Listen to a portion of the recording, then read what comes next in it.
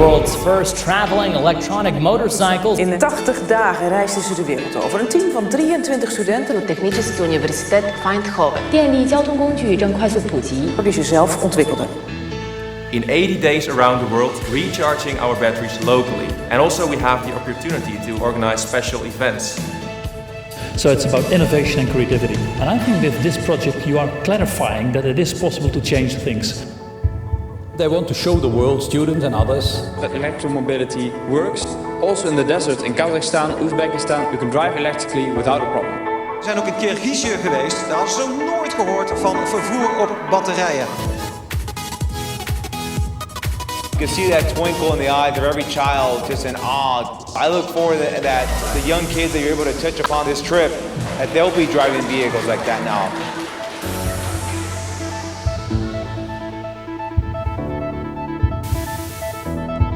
Onze auto is gejat. Welkom in San Francisco. Gaat er helemaal niet.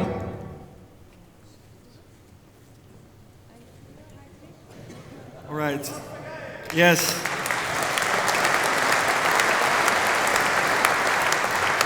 Yeah, that wasn't on purpose, but I think it's a nice way that I can tell you how it ended. So, so my name is Bas Verkaik, and I'm the founder of Spike Technologies. And let's see if I'll just go there. Yeah. And today, in the coming few minutes, I will take you on a journey, on my journey, which actually happened in the past 5 years. And by telling this journey, I will tell you how this journey actually led to what I'm doing right now with Spike. And the first part of this journey, of which you saw a few images in this video, it actually started 5 years ago. And it started with this group of young people, this group of students from the Eindhoven University of Technology, came up with this very weird idea. Let's build an electric motorbike completely from scratch and drive it around the world in 80 days. And we actually came up with this idea for two main reasons, actually two frustrations we had.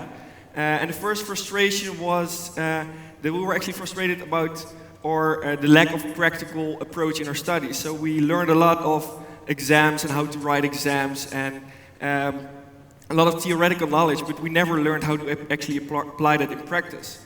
And the second frustration was actually about the slow uptake of electric vehicles. So back then there were a lot of excuses why electric mobility wouldn't work. The slow range, the lack of charging infrastructure.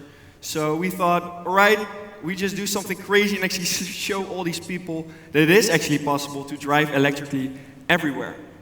And of course, in 80 days around the world, 80 is not a completely random number. It's of course inspired by a famous novel of Jules Verne, who I think about 150 years ago inspired a lot of people that it was actually possible to go around the world in 80 days.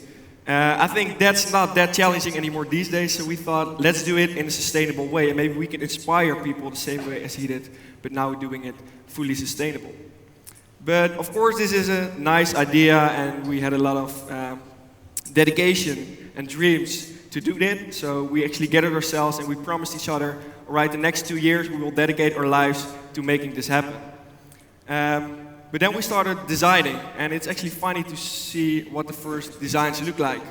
So you might think like, okay, so this is what a revolutionary electric motorbike looked like. Maybe if you compare it to the new Tesla Cybertruck, it actually looks a little bit gorgeous. But no, this is just what the shitty design looks like, because we had no experience, we had no clue what we were doing. We had no practical experience, we never built a bike, we never organized a world tour. But we still had this idea, this dream, and we promised each other, all right, let's dedicate 2 years of our time to do so. So that's also why we started to learn, starting to ask for help of a lot of different companies, especially in the Eindhoven region. You have a lot of different technical companies with a lot of expertise. So we thought, all right, let's ask them and ask them to support us in our journey, in our dream, to actually show people what electric mobility is capable of. And I think that's why it's really cool to see the entire development trajectory, because it started with a foam model, which you see on the left. Didn't ride because, it was from foam, although a lot of people thought it might ride, but it didn't. The second one was the first prototype. This actually was intended to ride, but never rode, because, we were still inexperienced. And the final design, which actually was finished about 1 week before we actually started the tour, just in time. We actually made the bike that was capable of riding. And I think it's quite cool to see that we managed to do that in 2 years, because it was quite a revolutionary design, because we made it completely from scratch. Because in order to go around the world in such a short period of time, you need to cover distances up to 800 kilometers. And motorbikes, electric motorbikes, that were capable of doing that back then, or the electric motorbikes that back then only had a range of about 100, maybe 150 kilometers, and then you had to charge them for 8 hours. So it's no way that you can go around the world, so we had to come up with our own design.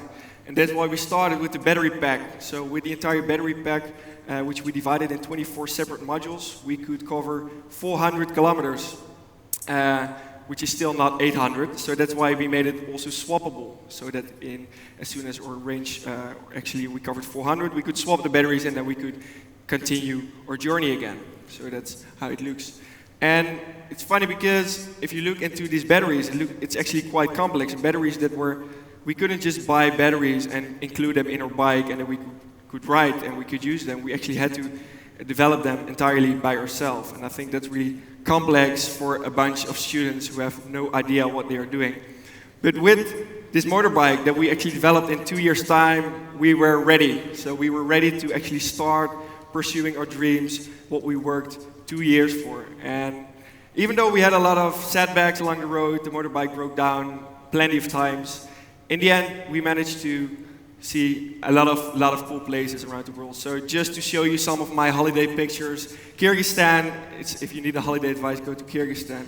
So in 80 days we saw a lot of the world, and we actually got the opportunity to show a lot of people around the world what electric mobility is capable of. And after all these amazing sceneries, we eventually managed to get the bike back after exactly 80 days.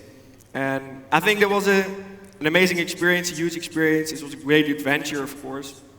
But back then, we actually had to go back to study again, because we did it in between our study programs. And we are actually a little bit frustrated again that we had to go back to study, because we learned so much about electric vehicles, and also we learned what can be achieved as long as you just gather yourself with a lot of people that have the same idea and then just go for it. So that's also when we got approached by a company, a Dutch company who makes combustion engine motorbikes. And this company actually asked us, can you make an electric version of our motorbike? And because we didn't want to study anymore, and we could earn some money and we could actually do all we already could, we decided to just do it. So we came up with a company, called ourselves Spike, and we started developing this bike. And I think the end result is quite cool.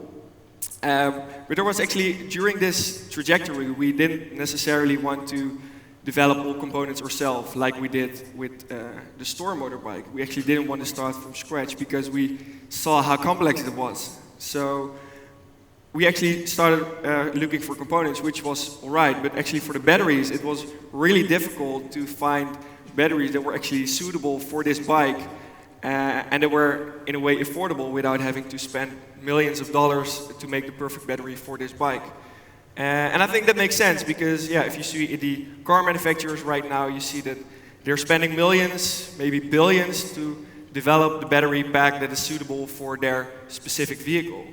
But what we see is that there are a lot of other vehicles that are not necessarily cars, but actually everything that moves also need to make the transition towards electric, towards battery electric vehicles. So for this bike, we had to develop our own battery again, which was alright because we knew how to do that. But we thought there are a lot of other companies that want to make this shift, and they don't know how to make batteries. And that's also why you see there are a lot of troubles with electric vehicles these days, which is mostly due to the batteries. So that's why we decided to shift our vision towards enabling electric vehicles to make products that actually meet their full potential by developing batteries that fits perfectly for the application without having to have big investment costs that not everyone can afford, of course. And basically what we do is we take a lot of these standardized cells, these cylindrical cells, and squeeze many of them inside a battery pack, which we can then configure to meet the requirements of a broad range of applications. And the trick that we're doing here is to make a fully modular system. So we use small building blocks in this battery so that we can easily increase the length of this battery and also add or not add features whether you need them. So some applications require cooling, active cooling, because they have high performance. Some do not, so we can make a modular approach and in that way enable all sorts of different vehicles with all sorts of different shapes to actually make products that meet their full potential. And we started doing that since about 1 year, and right now we're actually co-developing a lot of cool vehicles. So right now we have the opportunity to work together with a lot of these cool vehicles. And as you can see, the shapes of all these vehicles differ completely, the requirements of these vehicles differ completely, but we can still support them with our own modular approach.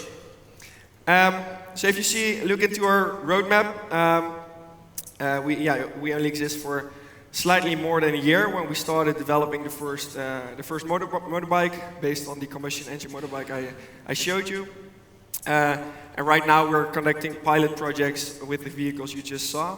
And we're actually scaling up in the coming few months towards actually full production so that we can actually enable much more vehicles to be electrified in a good way.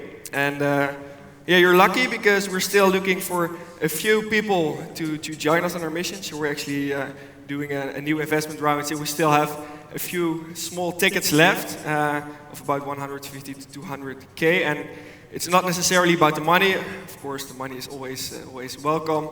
But it's, yeah, as they say, smart money we're looking for. So people that actually want to join us on our mission towards scaling this business, scaling this production, so that we can enable all sorts of electric vehicles to become electric. So that's what I wanted to share. If you know opportunities, if you know people that want to join this mission, please let me know. Thank you very much.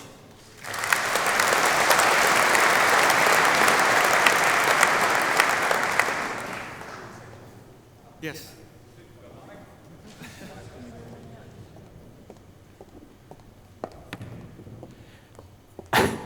Sorry. One of the speakers is selling me a car. You are selling me a company. You are selling shares in your company. I am. Yeah. How are you funded right now? Yeah, through a lot of assignments. So we did some assignments for several vehicles. And, okay. You already make some revenue. Yeah. Right. But it's really about scaling up. So. Yeah. And you already have investors? Yeah, we do. Yeah. Okay. And what about the IP? Is there still some intellectual property with the university, or is it all yours? Is it within Spike? Yeah, it's within Spike, basically, because university, they actually had no plans of how to handle these sorts of initiatives. So they're actually making an IP strategy right now. So we're lucky. Yeah. The same goes for Lightyear. It's a spin-off of T-Stella, of course. Yeah, it's basically the same story. Yeah. Okay. Interesting. Finally, wearing socks like this is a statement. What is your statement? Yeah, perhaps you could raise your foot a little bit for the people in the back row. Yeah, it's actually funny because I maybe because I learned from this project that I can just do anything if I just go for it. So I started my own sock company as well. Yeah. Okay. Now you're selling socks. Yeah. Okay. I love them. Yeah. And while we're on it, where can we buy them? It's called Sock and Sock, yeah, it's a sock subscription company. So Socks as a service. Socks as a service, yeah. So forget about software as a service, the SaaS it's about socks right now. I love it. Yeah. All right. Well, we didn't rehearse this, but I think it was a highlight of the day. Thank you. Please, Bas Verkaik. Yes.